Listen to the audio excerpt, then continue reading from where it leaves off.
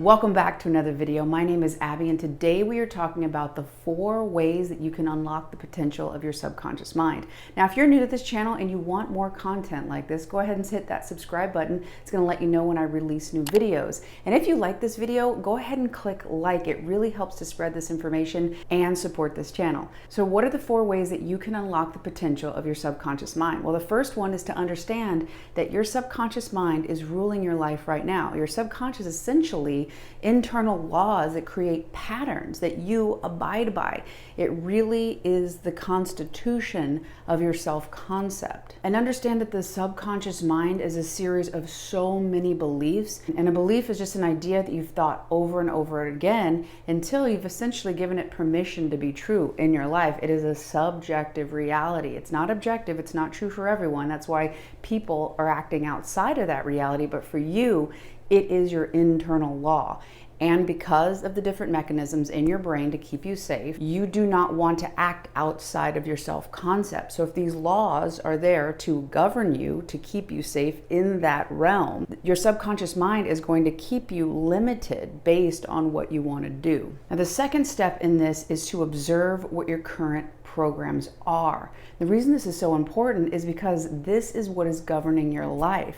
A lot of times Joseph Murphy says that we use alibis and excuses to cover these patterns. It's like we keep it from our own mind because it's painful to accept and realize maybe this source of this sadness and this repeated negative experiences in my external world is actually coming from my own sense of unworthiness, or maybe I don't feel good enough, that I deserve these things, whatever it may be based on your past experiences.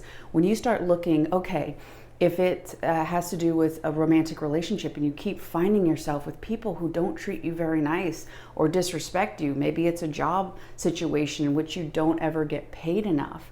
We have to ask yourself, what would someone have to believe about themselves for that to be happening? Maybe they don't feel good enough. Is it possible that deep down inside you don't feel worthy, you don't feel good enough? And as you start really dissecting and investigating your internal world right now and uncovering those beliefs, you'll start really gaining power, because then you start saying, oh, okay, this is what I've been running off of.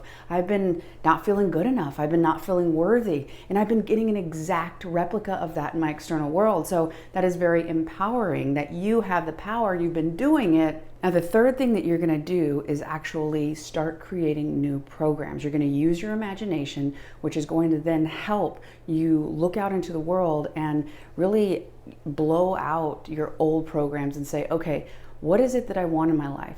What would I need to do? How would I need to act? And what kind of person, either now or in the past, has acted like this that I can emulate?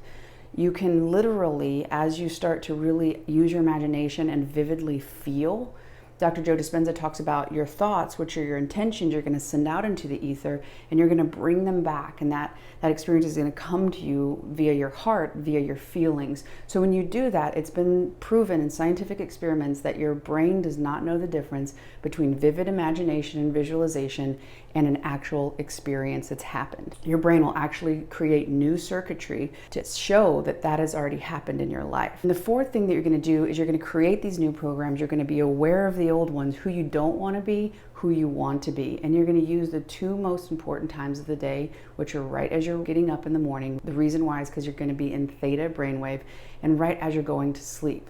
You're going to be planting seeds at both times of those days. Now, this doesn't mean as you're going throughout your day that you just forget about it and you go back to the old programs.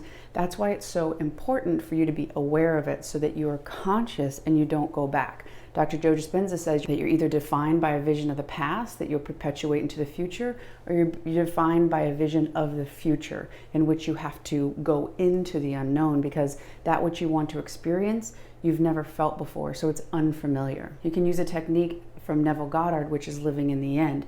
You're going to be and walk throughout the world, have the thoughts that reflect of the person that has already experienced that. The more and more you can create that as a natural reality for you, the more you can use your subconscious to construct that, and then you will begin to run off of that automatically. 95% of your life will be emulated by those new programs. And the biggest key here is to not lose connection with that new version of you as you're moving throughout the day. I really hope you've enjoyed this video. If you have, hit the subscribe. If you haven't already, like this video, and I'll see you on the next one.